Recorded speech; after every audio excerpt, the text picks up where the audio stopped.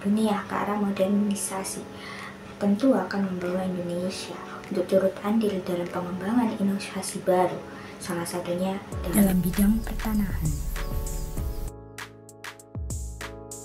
Dalam sejarah bidang pertanahan di Indonesia, bahwasanya sertifikat analog menjadi salah satu alat bukti sah dalam kepemilikan tanah di Indonesia. Namun, beberapa tahun belakangan ini, pemerintah telah menggagas inovasi baru berupa sertifikat elektronik menjadi alat bukti sah dalam kepemilikan atas tanah di Indonesia.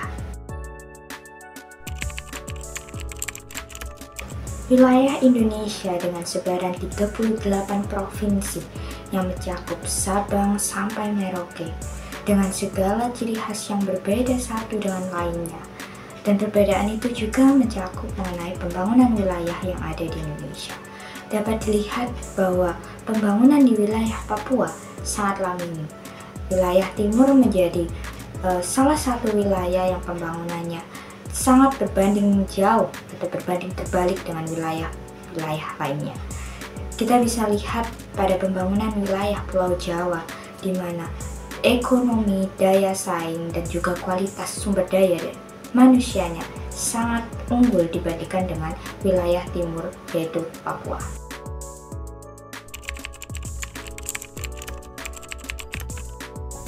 Pada data tahun 2021, pembangunan infrastruktur di wilayah Papua masih tergolong minim dengan persentase 37,95%.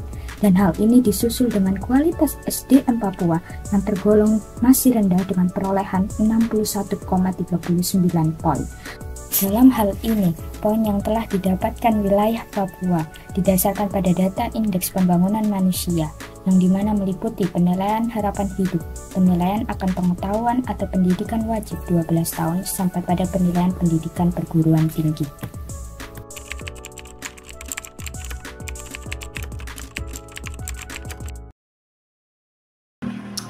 Pembangunan yang tidak merata mengakibatkan akan adanya hambatan dalam peluncuran sertifikat elektronik.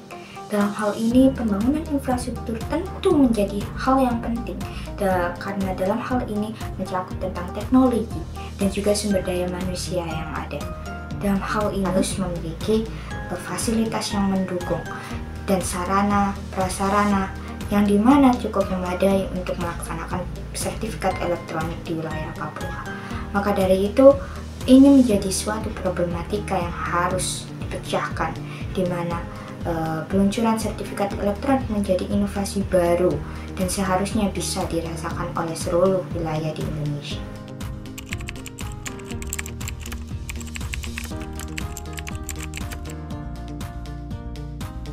Ketika kita melihat bagaimana penerapan sertifikat analog di wilayah Papua, maka kita akan dihadapkan pada fakta di mana hanya 7% dari seluruh wilayah Papua yang dapat melakukan sertifikasi tanah secara analog.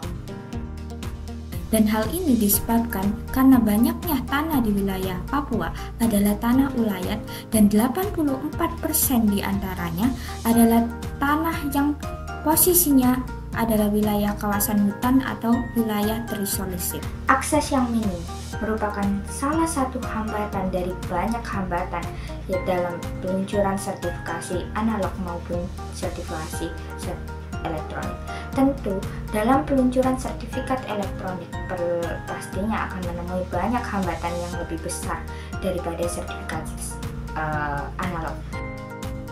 Selain karena akses jalan yang sulit di wilayah Papua, ketersediaan akan fasilitas internet yang hanya mencapai 363 desa dan penggunaan komputer pada wilayah provinsi yang hanya mencapai 9,61%. Selain itu, adanya hambatan mengenai ketersediaan menara base transceiver base atau BTS yang mengirimkan sinyal yang hanya mencakup 609 desa, padahal jumlah desa dalam wilayah Papua mencapai lebih dari 5.000 desa.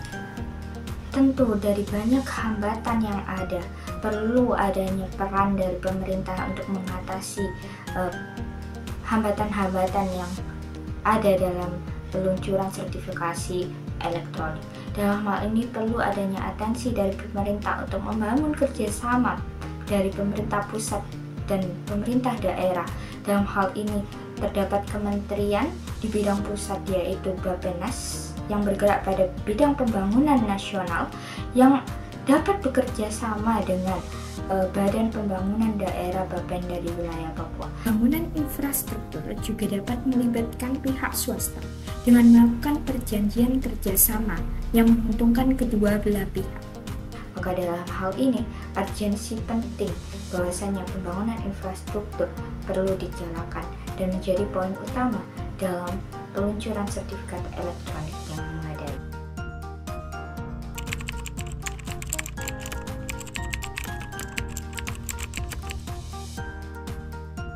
Unggulnya kualitas sumber daya manusia dipengaruhi oleh kualitas pendidikan sebagai poin utama dalam pembangunan kemajuan.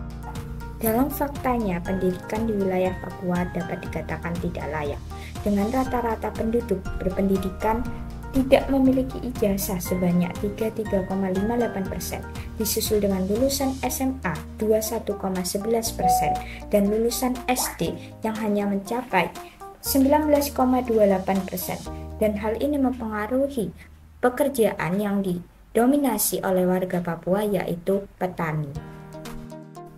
Belum selesai mengenai pendidikan di wilayah Papua, adanya hambatan mengenai fasilitas pendidikan di Papua yang jauh dari kata layak.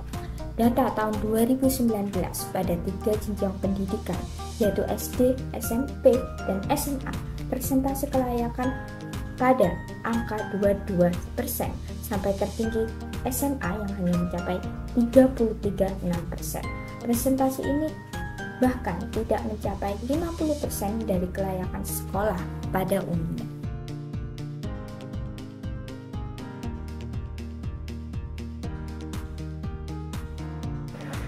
Kualitas sumber daya manusia yang tertinggal tentu mengakibatkan masyarakat mengalami kemunduran akan ilmu, teknologi, cara berpikir, bahkan penerimaan informasi dari luar.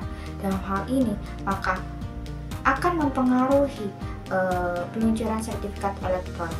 Karena dalam tahap peluncuran sertifikat elektronik adanya tahap sosialisasi yang diadakan oleh pemerintah. Dan dalam hal ini, pemerintah juga perlu adanya komunikasi yang dibangun secara dua arah. Pembenahan kualitas sumber daya manusia menjadi poin kedua yang penting dalam pelaksanaan peluncuran sertifikasi elektronik yang memadai. Karena dalam hal ini perlu atensi dari pemerintah dalam pembenahan kualitas sumber daya manusia. Dalam hal ini dapat dilakukan pada pembenahan kualitas pendidikan di wilayah Papua. Dalam hal ini tentu pemerintah juga tidak bisa berjalan dengan sendirinya. Maka perlu adanya peran dari berbagai pihak, pengajar, masyarakat, dan juga beberapa pihak yang terkait untuk mewujudkan kualitas pendidikan di wilayah Papua yang lebih baik. Maka dari pembahasan yang telah dipaparkan bahwasanya adanya dua poin penting di mana terdapat urgensi yang harus diselesaikan oleh pemerintah dan juga dibantu oleh beberapa pihak yang terkait. Dalam hal ini adanya pembenahan akan infrastruktur di wilayah Papua dan juga pembenahan kualitas sumber daya manusia melalui pendidikan. Penggunaan infrastruktur tentu perlu adanya dukungan dari keterampilan manusia dalam memanfaatkan sarana dan prasarana yang ada. Keterampilan, ilmu, dan juga bagaimana dia dapat memanfaatkan infrastruktur dengan baik itu dipengaruhi dengan kualitas sumber daya manusia dalam memperoleh ilmu melalui pendidikan yang ada.